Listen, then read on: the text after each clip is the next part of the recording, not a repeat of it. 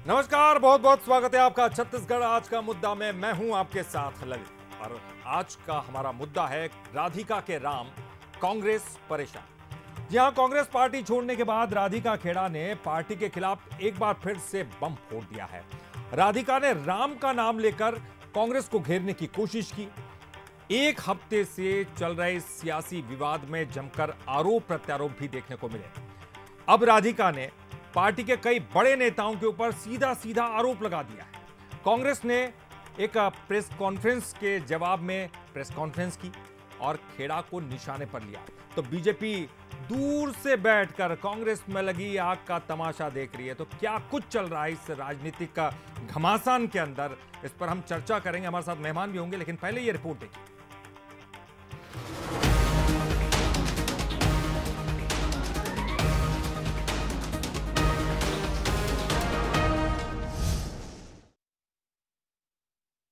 बस वो ध्वज लगाने की देरी थी कि आग लग गई और उसी समय से कांग्रेस पार्टी ने मेरे से नफरत करनी शुरू कर। मुझे लगातार कहा जाता था कि तुम बहुत हिंदू धर्म के लिए बोलती हो और कई बार मुझे रोक दिया जाता था डिबेट्स पे। पूर्व कांग्रेस नेता राधिका खेड़ा ने कांग्रेस पर यह गंभीर आरोप लगाया। राधिका के इस आरोप के बाद छत्तीसगढ़ के साथ ही देश की सियासत में एक बार फिर कांग्रेस कटघरे में खड़ी होती दिखी। राधिका खेड़ा ने दिल्ली में प्रेस कॉन्फ्रेंस करके छत्तीसगढ़ कांग्रेस संचार प्रमुख सुशील आनंद शुक्ला पर कई गंभीर आरोप लगाए। जब राहुल गांधी जी की भारत जोड़ो न्याय यात्रा चल रही थी, तो वहां के जो मीडिया चेयरमैन थे छत्तीसगढ़ के, सुशील आनंद शुक्ला, उनका मैं नाम सुशील तो अब कहना शोभा नहीं देता, दुशील ही कहेंगे उन्हें, तब भी उन्होंने राहुल गांधी जी की यात्रा के दौरान मुझे शराब ऑफर करी। उनके साथ एक और उनके साथी थे, धनंजय ठाकुर। राधिका के आरोपों से छत्तीसगढ़ की सियासत में भूचाल आया हुआ है। दिल्ली की प्रेस कॉन्फ्रेंस का जवाब रायपुर में प्रेस कॉन्फ्रेंस से देते हुए कांग्रेस ने राधिका खेड़ा पर पलटवार किया। सुशील आनंद शुक्ला ने कहा कि वो मानहानि का नोटिस भेज रहे हैं। साथ ही उन्होंने राधिका पर चरित्र हत्या का आरोप लगाया। मानहानि का मुकदमा, मेरी चरित्र हत्या करने का प्रयास किया गया है, मेरा मानवर्धन करने का प्रयास किया गया है, मैं मुकदमा करूंगा। ये कांग्रेस से इस्तीफा देने से पहले और बाद में राधिका ने कांग्रेस नेताओं पर आरोपों की झड़ी लगा रखी है। खेड़ा के आरोपों को कांग्रेस ने बीजेपी की भाषा बताया है, तो वहीं बीजेपी राधिका मामले को छत्तीसगढ़ के स्वाभिमान और सम्मान से जोड़ रही है। भारतीय जनता पार्टी की भाषा बोल रही है, भारतीय जनता पार्टी की शब्दों का प्रयोग कर रहे हैं। घर का विवाद को किसी मंदिर से जोड़ना, घर का विवाद को कहीं धर्म से जोड़ना, मैं तो समझता हूँ बिल्कुल उचित नहीं है। घर का मामला है, घर में सुलझाया जा सकता था। बड़े नेता नहीं चाहते थे कांग्रेसी कि राधिका खेड़ा जी के अपमान में कोई कार्रवाई हो। वो दोषियों के पक्ष में खड़े थे, इसलिए उनको मजबूरन में भाजपा की ओर आने का कदम उठाना पड़ा। महिलाओं का अपमान करना, दुर्व्यवहार करना, उत्पीड़न करना और गाली गलौज करना कांग्रेस की संस्कृति में है। राधिका खेड़ा की तरफ से शुरू हुए बखेड़े के बाद कांग्रेस बैकफुट पर तो है। चुनाव के वक्त हुए इस सियासी ड्रामे से कांग्रेस को नुकसान का डर भी सता रहा है, तभी तो वो राधिका पर पलटवार कर रही है। वहीं बीजेपी इस पूरे मामले में फिलहाल दूर खड़े होकर तमाशे का आनंद लेती दिख रही है। खेड़ा का बखेड़ा चुनाव के तीसरे चरण में कांग्रेस की उम्मीदों पर कितना असर डालेगा, ये सबसे बड़ा सवाल है। तो आपने देखा राधिका के राम, कांग्रेस परेशान। 6 दिनों तक का लगभग ये मामला चला और आखिर जो हुआ वो हुआ इस्तीफे के साथ। और इस्तीफे से पहले जहां लग रहा था महिला सम्मान का मामला है, तो धीरे धीरे उसमें राम की भी एंट्री हो गई।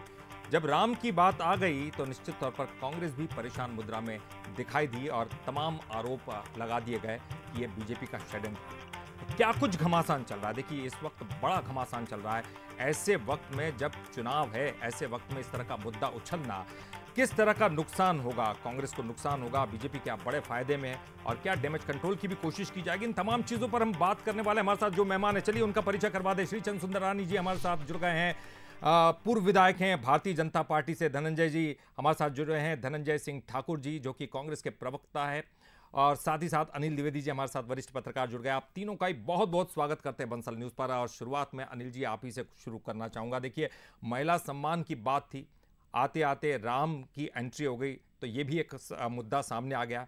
इन तमाम जो पिछले कई दिनों से 6 दिनों से मैं कहूँगा कि ये लगातार घमासान चल रहा है और हम बातचीत भी कर रहे हैं लगातार, क्या कुछ देख रहे हैं? कांग्रेस क्या कटघरे में है, मुश्किल में है, और या फिर ये एक स्क्रिप्ट के तहत सब कुछ हो रहा है? देखिए ललित जी, एक कहावत है कि भय गति सांप छछुंदर से, और यही मामला इस पूरे विवाद में दिखाई दे रहा है। राधिका खेड़ा ने जो आरोप लगाए आज प्रेस कॉन्फ्रेंस करके, उनकी अपनी अहमियत उनके लिए हो सकती है। इसी तरह कांग्रेस से भी सुशील आनंद शुक्ला ने, जो संचार विभाग के अध्यक्ष, उन्होंने भी एक प्रेस कॉन्फ्रेंस करके फिर से जो बात कही है, ये दोनों प्रेस कॉन्फ्रेंस से ऐसा लग रहा है कि ये मामला अभी और आगे बढ़ेगा।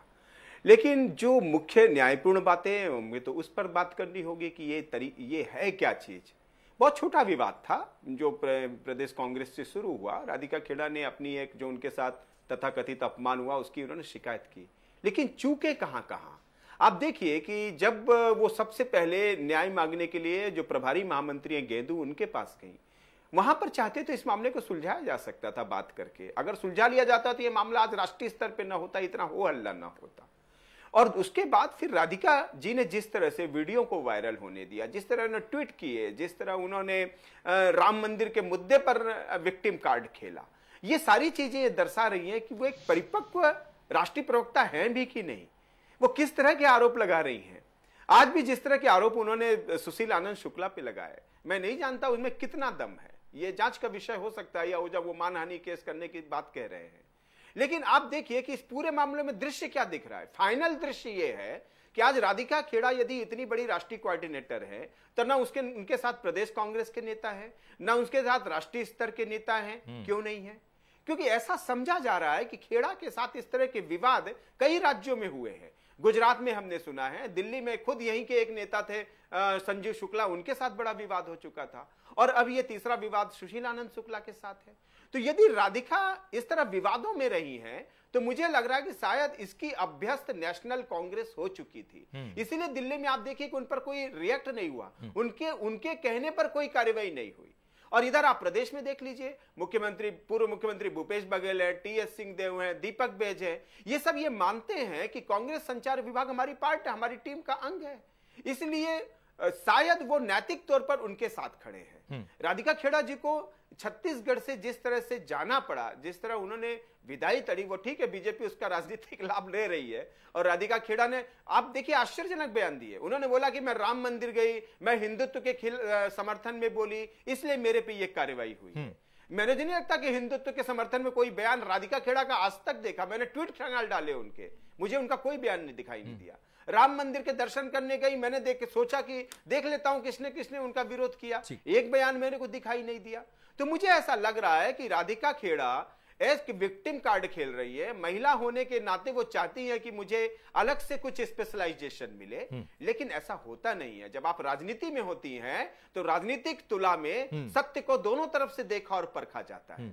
यही इस मामले में दिख रहा है। बिल्कुल अनिल जी, आपने बिल्कुल पूरी जो किस तरह की ये पटकथा लिखी गई होगी या फिर नहीं भी लिखी गई होगी, ये तो कांग्रेस जानती है, राधिका खेड़ा जानती हैं। इन तमाम बातों को सियासत के दायरे में भी हमको देखना होगा, क्योंकि चुनाव भी सामने है। धनंजय जी, आपका मैं रुख करूंगा। पूरे मामले में हमने देखा कि उन्होंने एक बड़ा ही गंभीर आरोप लगाया। उन्होंने कहा कि उनको शराब ऑफर की गई, और उसी वक्त उन्होंने आपके नाम का जिक्र भी किया कि उस वक्त आप भी वहां पर मौजूद थे। आप ही बता पाएंगे क्या कुछ हुआ था? सबसे पहले तो आप बताइए कि क्या कुछ हुआ था उस वक्त, आप मौजूद थे वहां पर। देखिए ललित जी, कुछ चीजें ऐसे होती है जिसको शायद हमको जिक्र नहीं करना चाहिए, चूंकि आरोप लग गया है। तो जिस घटनाक्रम से संबंधित है बताना चाहूंगा मैं, तो हमारे भारत जोड़ो न्याय यात्रा रायगढ़ में आने वाली थी। तो रायगढ़ में हमारा कार्यक्रम था, तो चूंकि राधिका खेड़ा जी हमारी प्रभारी रही हैं और मीडिया की जिम्मेदारी उनके पास थी, तो हमारे साथ में ही रायपुर से राधिका खेड़ा जी अलग कार में गए, उनके साथ 2 और महिलाएं थी, और हम अलग कार में थे, और सामने एक अलग कार चल रही थी, उसमें सुशील आनंद शुक्ला जी थे। और मुझे पूरा निर्देश था कि राधिका जी के साथ आपको आगे आगे चलना है ताकि उनको किसी प्रकार की तकलीफ ना हो। और विश्वास करिएगा, जो जिम्मेदारी पार्टी देती है उसमें पूरी तरीका से निर्वहन करता हूँ। मैं उनको हमेशा उनके आगे के चलते रहा हूँ, जहाँ हम सब रुक के कहीं लंच किए, कहीं ब्रेकफास्ट किए, कहीं चाय पिए, और उसके बाद हमारी जब पड़ाव पहुँचे रायगढ़ के बाद हम सब चलते गए साथ में। और उस स्वाभाविक सी बात है, हमारी प्रभारियत, हमारी जिम्मेदारी भी है, और हम वैसे महिलाओं को पूरी सुरक्षा के साथ देते हैं, और सारे जो व्यवहार होते हैं, ज़्यादा शिष्टाचार मैंने उनके साथ निभाया भी है। पर जब आज मैंने खुद देखा कि मेरे पे भी वो ये आरोप लगा रही है कि सुशील आनंद शुक्ला जी शराब का ऑफर किया, तो उस दौरान मैं साथ में था। भाई मैं साथ में तो था, सुशील आनंद जी के साथ में साथ गया था। आपने ऑफर की ऐसा आरोप नहीं है, आप वहां पर मौजूद थे मीडिया के साथ में। कहीं भी ऐसा कोई आरोप नहीं है। जो आरोप लगा रही ना वो सिर्फ बेबुनियाद आरोप है। मुझे तो बड़ा ताजुब हुआ जब वो प्रदेश कांग्रेस अध्यक्ष जी पर आरोप लगाया, हमारे प्रभारी महामंत्री पर आरोप लगाया, हमारे राष्ट्रीय अध्यक्ष पर आरोप लगाए, भूपेश बघेल जी पर आरोप लगाए। तो मुझे लगता है कि उनको अगर 2-4-10 नेताओं का नाम और पता होता तो शायद उनका भी नाम ले देते। उनके ये नहीं, लेकिन इस पूरे प्रकरण के दौरान समझिएगा, उनकी पूरे प्रकरण के दौरान जैसे कि बात निकल के आई कि उन्होंने तमाम जो वीडियो बनाए हैं वो वीडियो तो सामने रखे नहीं गए। क्या वहां एक भी सीसीटीवी मौजूद नहीं था जिसके आधार पर आप सारे जो है पूरा दूध का दूध और पानी का पानी कर सके?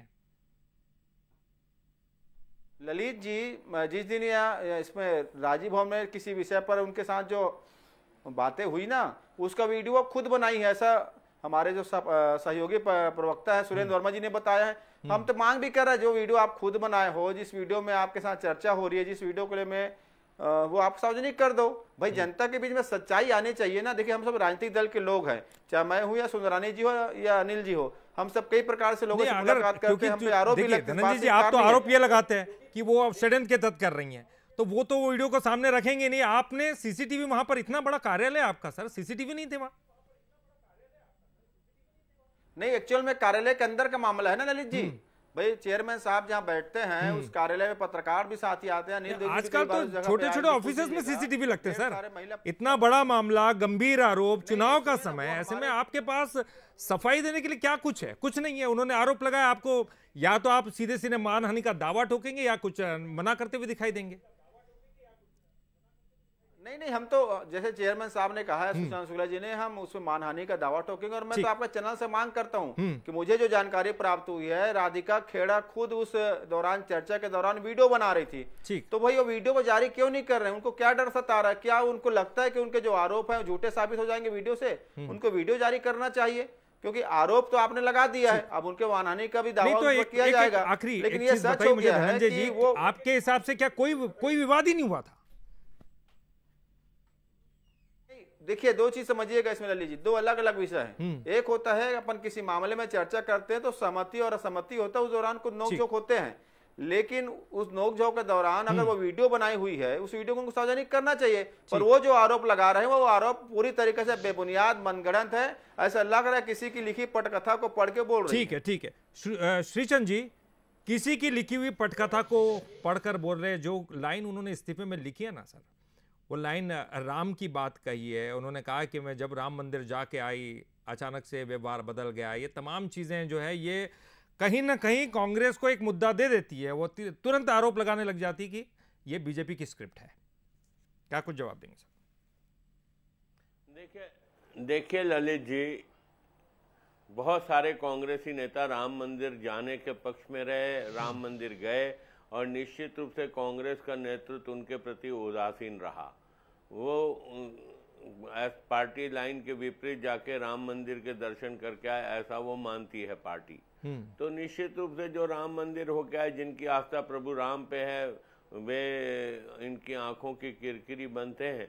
तो राधिका जी भी उसी का शिकार हुई होगी। वैसे भी महिलाओं के मान सम्मान की बात कांग्रेस पार्टी में कितनी होती है, ये ललित जी किसी से छुपा नहीं है। और आज अगर राधिका खेड़ा जी इतना बड़ा आरोप लगा रही है तो निश्चित रूप से इसकी जांच होनी चाहिए। निश्चित रूप से इन सारे तथ्यों पर विचार किया जाना चाहिए, जांच की जानी चाहिए, क्योंकि मामला कांग्रेस का अंदरूनी मामला है। हम लोग इसमें श्रीचंद जी, लेकिन अंदरूनी मामले में आप इतनी दिलचस्पी क्यों दिखा रहे थे? क्योंकि जैसे ही मामला सामने आया सीधे हमदर्दी दिखानी शुरू कर दी। तमाम बड़े बड़े नेताओं के बयान भी आए हैं। छत्तीसगढ़ में अगर कोई राम भक्त, छत्तीसगढ़ में अगर कोई कांग्रेस का राम भक्त भी हो, उसके साथ अगर अन्याय होता है तो भारतीय जनता पार्टी निश्चित रूप से खड़ी होगी, हाथ पे हाथ थोड़ी धरी बैठी होगी। लेकिन कांग्रेस का अंदरूनी मामला था ना, निपटने देते उनको, सुलझने देते किसी भी तरह से। नहीं, देखिए कहीं ना कहीं छत्तीसगढ़ के स्वाभिमान की भी बात है। अगर एक नारी का अपमान की बात आती है और प्रभु राम मंदिर में जाने के बाद उसका लगातार अपमान हो रहा हो, ऐसा वो कहती हैं। कितना दम है तथ्यों पे मैं नहीं जानता, लेकिन अगर वो कह रही है, राहुल गांधी जी और खड़गे जी का नाम ले रही हैं, तो निश्चित रूप से उनके बातों में दम होगा, क्योंकि वो राष्ट्रीय प्रवक्ता रही है और पिछले 6-7 साल से छत्तीसगढ़ में है। राष्ट्रीय प्रवक्ता किसको बनाया जाता है? हम लोग प्रदेश के प्रवक्ता हैं, पार्टी ठोक बजा के प्रवक्ता बनाती है। उनको अगर राष्ट्रीय प्रवक्ता बनाए तो, और वो पार्टी की आवाज होती है, अगर वो आज पार्टी की आवाज पार्टी के खिलाफ बोल रही है या प्रभु राम का सहारा लेकर या बात कर रही है, तो निश्चित रूप से कहीं ना कहीं उसके साथ अपमानजनक व्यवहार हुआ होगा। प्रभु राम के मामले में वो मंदिर गई या जो भी उन्होंने आरोप लगाए हैं उनमें कहीं ना कहीं तथ्यात्मक बातें होगी। निश्चित रूप से ऑन कैमरा आके अगर कोई इतने बड़े आरोप लगा रहा है तो निश्चित रूप से इसकी जांच होनी चाहिए और दोषी लोगों पे कार्रवाई होना चाहिए।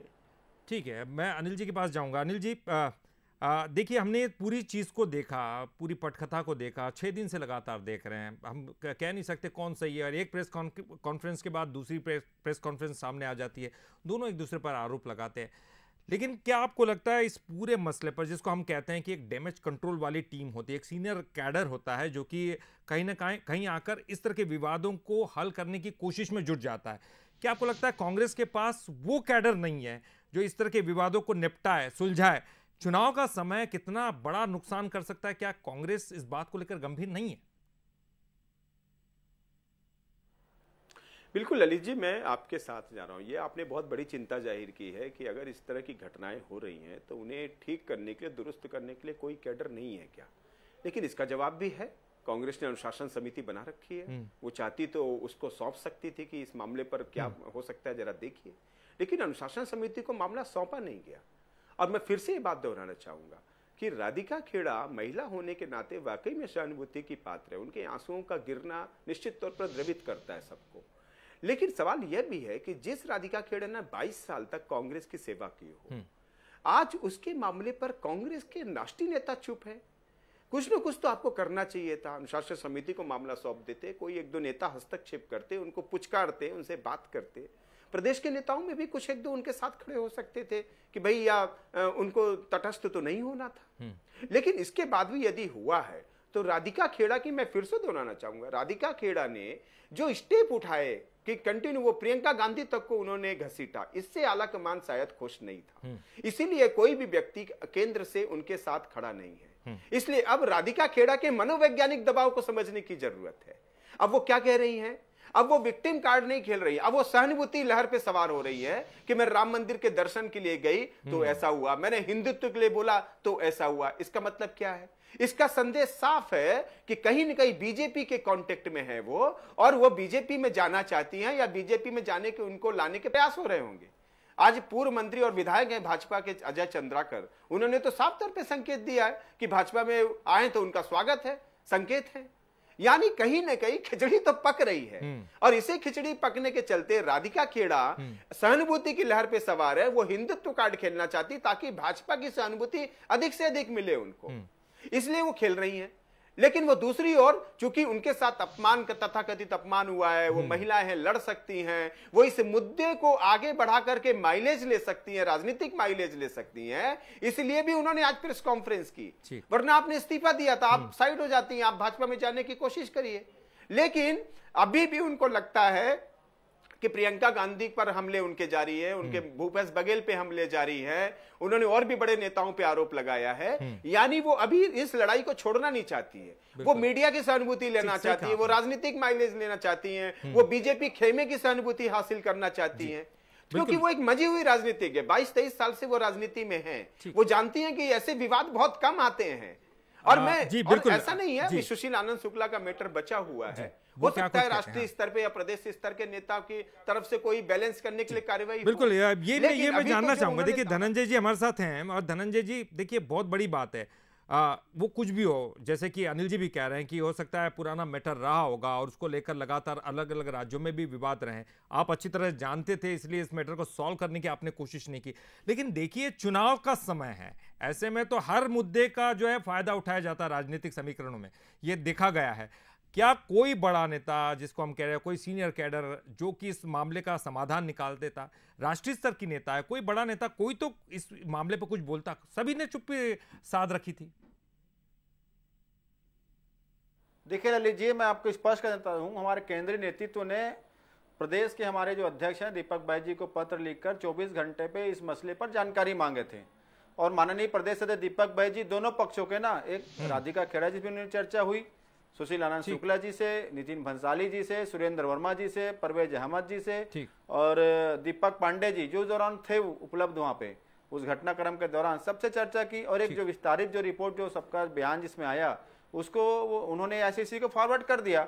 अब बयान देने के बाद, सारे जांच होने के बाद, अगर राधिका खेड़ा जिस प्रकार से इस्तीफा दे रही है, जिस प्रकार से हमारे नेताओं पे आरोप लगा रही है, इससे समझ में आता है ना कि जो छत्तीसगढ़ में कांग्रेस के 11 लोकसभा सीटों में जो माहौल है, जो मजबूती से काम चुनाव लड़ रहे हैं, तो भाजपा कहीं ना कहीं एक भाजपा के कुछ लोग उनसे मिलकर इस प्रकार से हरकत कराकर वो कहीं ना कहीं कांग्रेस। ठीक है, आपने भाजपा पर आरोप लगाया। श्रीचंद जी, एक आखिरी क्वेश्चन, समय मेरे पास कम है, एक सेकंड दीजिएगा, मुझे भी श्री भैया पूछ लीजिए, एक सेकंड मुझेगा, पूरे प्रदेश और देश में आप दीजिएगा कि कांग्रेस पार्टी से नेता छोड़ के जाते हैं तो क्या करते हैं, वो रामलला जी की बात करते हैं। ठीक है, चलिए मैं ये सवाल मुंतक कर, श्रीचंद जी देखिए, जो भी छोड़ के जाता है राम की बात करता है, क्या इनको भी आप बीजेपी में शामिल करेंगे और कब करेंगे, ये बता दीजिए। देखिए, बीजेपी के दरवाजे खुले हैं उन सभी के लिए जो अच्छे कार्यकर्ता हैं, जिनकी साफ सुथरी छवि है। भारतीय जनता पार्टी ऐसे नेताओं को निश्चित रूप से शामिल करती है। राधिका खेड़ा जी छत्तीसगढ़ में उनको पर जो भी आरोप लगे, जो भी उनको व्यथित हुई या जो भी उनके साथ घटना घटी, अगर वो चाहती हैं भारतीय जनता पार्टी में आना, तो निश्चित रूप से भारतीय जनता पार्टी पल के बिछा के उनका स्वागत करेगी। चलिए, बहुत बहुत शुक्रिया करेंगे, बहुत बहुत शुक्रिया श्रीचंद जी, आपका भी बहुत बहुत शुक्रिया, धनंजय जी आपका भी बहुत बहुत शुक्रिया, अनिल जी आपका भी बहुत बहुत शुक्रिया इस डिबेट में पार्टिसिपेट करने के लिए। तो निश्चित तौर पर हम किसी का पक्ष नहीं ले सकते, क्योंकि ये महिला सम्मान का भी मामला है। या तो वो राधिका जी सही कह रही हैं, जो भी कह रही हैं, या फिर सुशील आनंद जी सही कह रहे हैं, क्योंकि वो मानहानि का दावा ठोकने की बात भी कर रहे हैं। असल क्या है ये तो हमें नहीं पता, सच बाद में सामने आएगा, क्योंकि किसी ने भी वो वीडियो सामने देखा नहीं है। बहरहाल बात ये होती है कि बात है चुनाव की, चुनाव का समय चल रहा है। क्या ऐसे समय में महिला सम्मान, जहां वहां से लेकर सीधे राम की बात, तो राधिका के राम क्या कांग्रेस को परेशान करेंगे चुनाव के समय में? क्या एक बड़ी मुश्किलें खड़ी हो सकती है? और क्या इनके पास कोई समाधान नहीं था, कोई डैमेज कंट्रोल के लिए कोई आदमी नहीं था? ये एक बड़ा सवाल है जो राजनीतिक गलियारे में लगातार घूमता रहेगा, कांग्रेस को भी ये मुश्किलों में डालता रहेगा। बहरहाल नतीजे बताएंगे क्या कुछ होने जा रहा है, लेकिन हमारी इस खास पेशकश में राधिका के राम और कांग्रेस परेशान। फिलहाल इतना ही। कंसल न्यूज पर खबरों का सिलसिला लगातार जारी।